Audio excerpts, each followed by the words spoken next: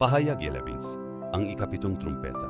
Pagkatapos ay hinipa ng ikapitong anghel ang kanyang trumpeta at sa langit ay may malalakas na tinig na nagsabi, ang paghahari sa sanlibutan ay paghahari na ngayon ng ating Panginoon at ng kanyang Kristo. Maghahari siya magpakailanman. At ang 24 na matatandang pinuno na nakaupo sa kani-kanilang trono sa harapan ng Diyos ay nagpatira pa at sumamba sa Kanya. Sinabi nila, Panginoong Diyos na makapangyarihan sa lahat na siyang kasalukuyan at ang nakaraan.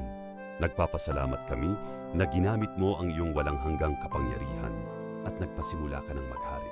Galit na galit ang mga bansang di kumikilala sa iyo dahil dumating na ang panahon ng iyong poot, ang paghatol sa mga patay at pagbibigay ng gantimpala sa mga propetang lingkod mo at sa iyong mga hinirang, sa lahat ng may takot sa iyo, dakila man o hamak. Panahon na upang wasakin mo ang mga nagwawasak sa daigdig. At nabuksan ang templo ng Diyos sa langit at nakita ang kaba ng tipan sa loob nito. Pagkatapos ay kumidlat, dumagundong, kumulog, lumindol at umulan ng batong yelo. Ang paghahari ng Panginoon ay walang hanggan.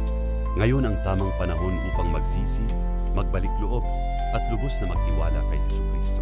Naway matagpuan tayong tapat sa Kanya sa araw ng Kanyang paghahari. Kung pinagpala ka ng mensaheng ito, i-like, i-follow, at mag-subscribe upang mas marami pang makapakinig ng salita ng Diyos. Kung nais mo pang matuto at lumago sa pananampalataya, mag-comment lamang ng yes.